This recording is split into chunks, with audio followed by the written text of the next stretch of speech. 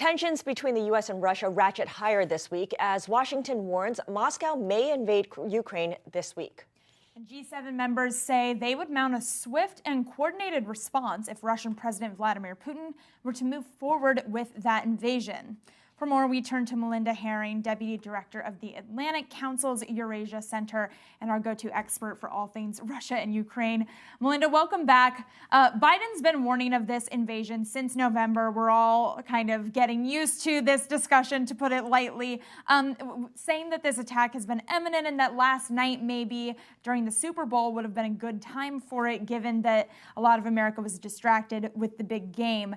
That obviously didn't end up happening. So tell us what we can expect from potential invasions this coming week. Hi, Maddie. It's great to be back here with you. So honestly, we don't know. And I know that's frustrating. I know that everyone is sick of this story, but Vladimir Putin is not going away. So U.S. intelligence says that Wednesday could be game day, that Putin may go into Ukraine.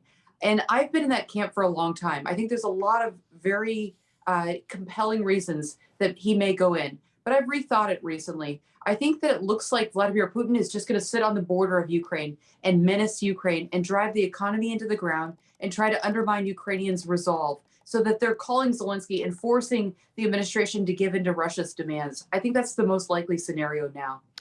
And Melinda, you have a great tweet that lists out 5 reasons, if I guess you could limit it to 5, why Putin would want to invade Ukraine. It all comes down to, you say, money, because he can, legacy, cultural ties between Ukraine and Russia, and revenge. Is there anything the U.S., the West, can offer that would meet some or a majority of those demands or conditions? That's a great question, Scarlet, and the answer, unfortunately, is no. So we've reached an impasse.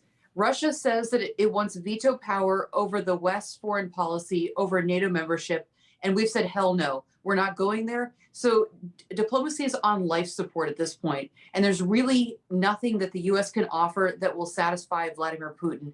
And Vladimir Putin, it's really interesting, has become increasingly paranoid during COVID. I think there's something going on there. So, it's going to be really, really hard to convince him to stand down. He won't stop talking about Russia's historic grievances. He's not in a mood to negotiate. Does that mean that he could potentially just kind of stick around on the border for years to come? Could this just be sort of something he drags out because he can, like you said? This is going to be the story that all Americans hate and just want to go away. Yes, absolutely. He may up the pressure and decrease the pressure, up and down, up and down, up and down. Some people expect that to happen for the next 1 or 2 years until Ukraine gives in, or Biden gives in, or NATO gives in. Just out of sheer boredom and tedium, just go away already. And Putin is very persistent. He's so annoying. He's been on the stage since 1999, at the end of 1999, and he's the problem that no one can figure out what to do with. And the advantage he has over the leaders of all these Western nations is that he's in charge and there's no timeline for him to not be in charge. He can play the long game or the super long game. What do you worry that people in the West don't fully understand about Putin, about Russia? So I think we're really naive, Scarlet. I think that we look at Vladimir Putin's actions since 2008. You could go back a little farther than that, but I'd say I dated at 2008 as one-offs. And we don't see that this is a comprehensive view. Vladimir Putin wants to rewrite the rules, the security rules in Europe. He wants to destroy NATO. He wants to humiliate the West, and he wants to stop Ukraine's westernizing drive. So he's, fully committed, and we don't get it. We see, his bad behavior. We see him interfering in elections. We see him assassinating people in Britain, and we just write it off as, one-offs. It's not a one-off. It's part of a bigger comprehensive strategy. And the West has stuck its head in the sand and been unwilling to confront Vladimir Putin for years and years. And we're reaping the reward now. So that helped me understand a little bit more about Russia and Vladimir Putin's specific wants and needs, but the U.S. and NATO have their own needs as well. Can you explain to us some of the non-negotiables for the U.S. and NATO? Is everything kind of open to discussion, or is, on the flip side, nothing open for discussion between these players here? Sure, that's a great question. So remember the Titanic in the deck furniture. We could move the chairs around, and that's what we're talking about here. We can talk about moving small things around, and the Russians and the Americans will talk about that, but it doesn't matter. We fundamentally disagree about something called the open door policy. So go back to 2008 and go to Bucharest. And there was a big NATO summit there, and Georgia and Ukraine were there was pressure to admit them as members to NATO. And rather than admitting them, we gave them a ridiculous open door policy. We gave them no time frame, and we said the door is always open. And Vladimir Putin has raced through that door, and he sees opportunity. The West made a huge mistake in 2008. If we had gotten the decision right in 2008, we would not be where we are today. Interesting. I had not heard that as like a catalyst for what's happened since then. You know, most recently, Sergei Lavrov, the foreign minister of Russia, had said that the possibility for a diplomatic resolution to this current crisis is, quote, far from exhausted. And it appeared that Putin's response to that was good and that he is in favor of continuing and intensifying discussions. How do you read that? I mean, is that just a way of continuing this game that he's playing, or is there a genuine willingness to negotiate something? There's no willingness to negotiate. I've talked to French, American, and German folks involved in negotiations. The Russians are not open to negotiating. They've given us ultimatums, and we've said no. Scarlet, the way I read that is that Vladimir Putin loses his leverage if he goes into Ukraine, which is why I think he's just going to sit there on that border and menace us. You know, he'll turn up the pressure, he'll turn it down. We'll scream at him. He gets the attention that he wants. He gets, you know, he's on, he loves this moment. He's on CNN all the time. So that's what I think is behind that. It's not a genuine offer of negotiation whatsoever. So in this case, would a Donald Trump have been a better negotiator with a Vladimir Putin, given that he kind of operates in that same way, kind of inscrutable, unpredictable, wanting attention? Scarlet, I hate that you're asking me this question. The answer is yes. So Vladimir Putin was unnerved by Trump. He didn't know how Trump was going to behave. Vladimir Putin thinks that Biden is weak, and he's just pushing him. He's pushing and pushing and pushing. And unfortunately, I think he's read the signals correctly. You know, Trump, for all of his mania, he scared the Russians. So in that sense, I don't think the Russians would have tried this on Trump's watch. They never tried anything like this on Trump's watch. Wow, what a fascinating take, and it just really says a lot about what the Biden administration has to deal with. I mean, Biden says he's not going to be sending in troops. What does Biden need to do moving forward in order to prevent some of the impacts that this conflict, if it happens, would have on the American public? Things like higher gas prices, for example. What do you think Biden needs to do to get ahead of those impacts?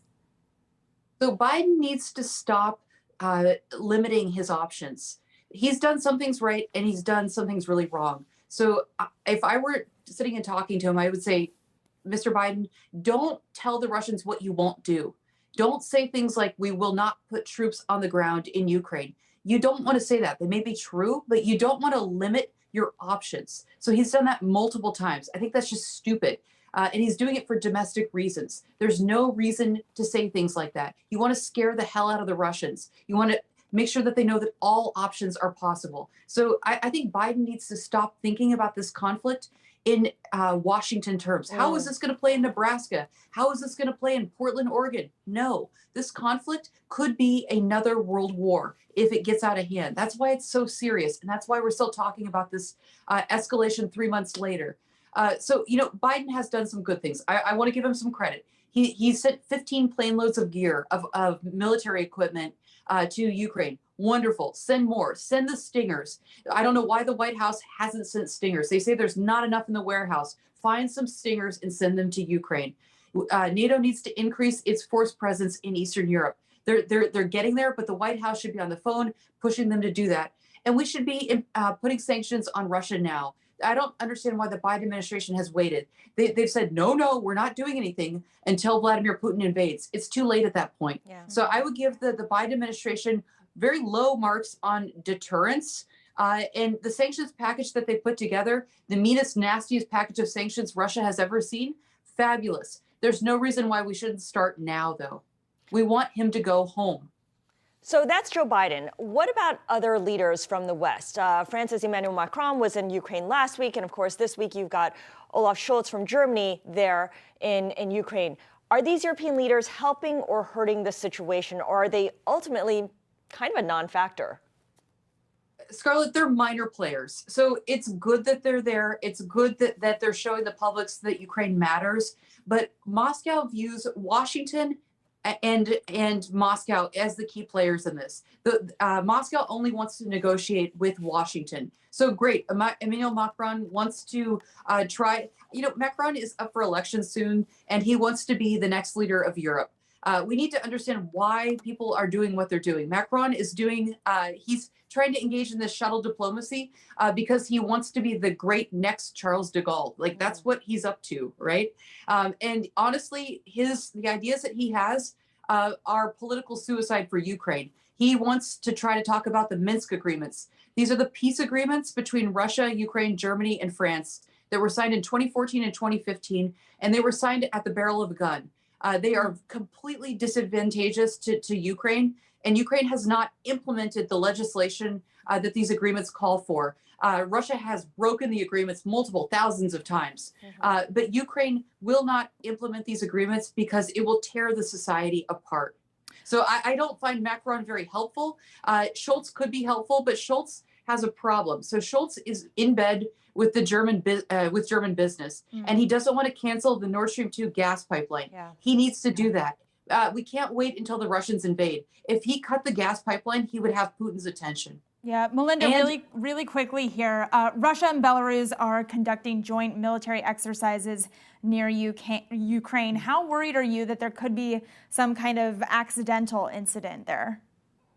I'm not worried about an accidental incident in Belarus at all. What I'm worried about is that there's 30,000 Russian troops 140 miles from Kiev.